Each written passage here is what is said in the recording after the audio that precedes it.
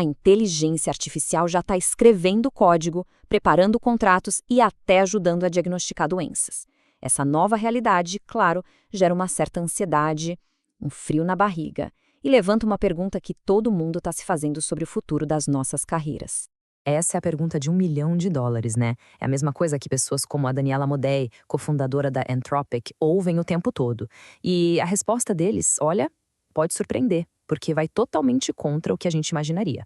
E por que essa resposta é tão chocante? Porque o conselho que vem dos próprios arquitetos da IA, gente da Microsoft, de Wharton, das maiores instituições do mundo, vai na contramão de tudo que nos disseram nas últimas 2 décadas sobre como construir uma carreira de sucesso. Ok, vamos ao primeiro conceito fundamental. Aquele caminho tradicional de escolher um nicho bem específico e se tornar o melhor naquilo, hoje isso se tornou uma armadilha.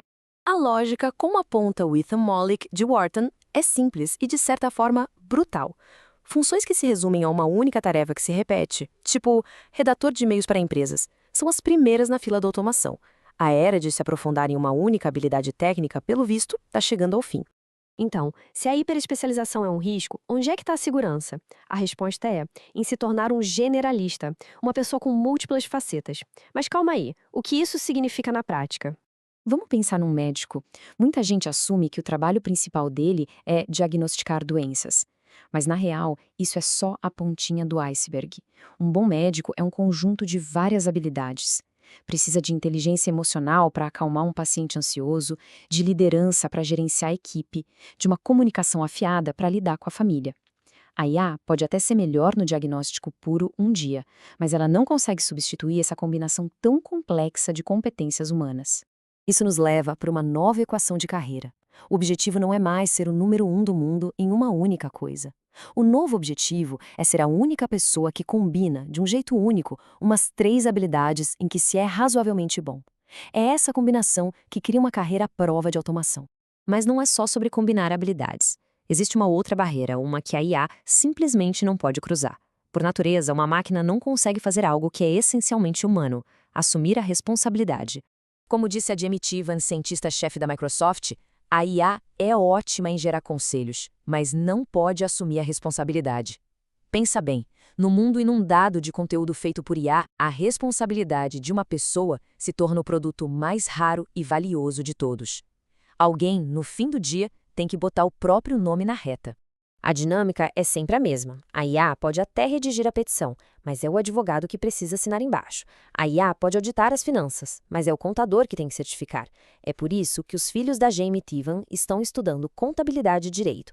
Não porque essas áreas são imunes à IA, mas porque são profissões onde a responsabilidade pessoal é a base de tudo. E isso nos leva a um outro princípio fundamental para a segurança na carreira, que é ao mesmo tempo simples e muito poderoso. Átomos vencem bits. O trabalho que acontece no mundo físico é, por natureza, mais seguro. A diferença é gigantesca. Bits são informações digitais, código, texto, imagens, coisas fáceis de copiar e automatizar. Átomos são as coisas do mundo real. E é muito, mas muito mais difícil construir uma IA que consiga lidar com a bagunça e a imprevisibilidade do mundo físico. A regra é simples. Se um trabalho pode ser feito inteiramente dentro de um quarto escuro, só com um teclado, ele é estruturalmente vulnerável. Pensa em design gráfico, programação, redação. São áreas que operam quase que só no mundo dos bits. Agora, do outro lado estão os trabalhos que exigem manipular o mundo físico, lidar com ambientes que mudam o tempo todo e ter presença física. Esses são bem mais seguros. Pensa num eletricista, numa enfermeira de emergência ou num fisioterapeuta. São profissionais que resolvem problemas que não dá para resolver só com um teclado. Certo. Então, se o caminho é ser um generalista responsável que atua no mundo real, como é que a gente usa a inteligência artificial a nosso favor? A resposta está em mudar completamente a nossa relação com a tecnologia. Não é ver como uma ameaça, mas como uma ferramenta. Ou melhor ainda, como um novo estagiário. O modelo mental que precisamos adotar é este. A IA não é uma concorrente que vai roubar o emprego. Ela é uma assistente, uma estagiária incrivelmente capaz, mas que precisa de direção, de contexto e de avaliação crítica. Quem aprende a gerenciar a IA assume o comando. Gerenciar essa nova relação significa delegar tarefas, refinar as instruções, avaliar o resultado com um olho bem crítico e, no fim, assumir a responsabilidade. É uma virada de chave, sair do papel de executor de tarefas para se tornar um diretor do trabalho. Essa é a grande promoção que a IA oferece, e é uma habilidade que pouquíssimas pessoas estão desenvolvendo hoje. E essa é a verdade que ninguém está falando em voz alta.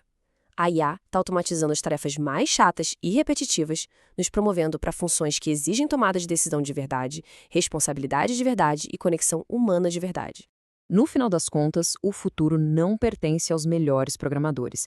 Pertence às pessoas mais adaptáveis, mais responsáveis e, acima de tudo, mais genuinamente humanas. Aquelas que sabem pensar criticamente, assumir riscos e combinar suas habilidades de um jeito único. E para quem quer começar a desenvolver essa mentalidade e aplicar esses princípios na prática, dominar as ferramentas de IA é o primeiro passo. Foi pensando nisso que a gente criou o nosso curso de programação com o IA, feito para quem quer estar na posição de comando.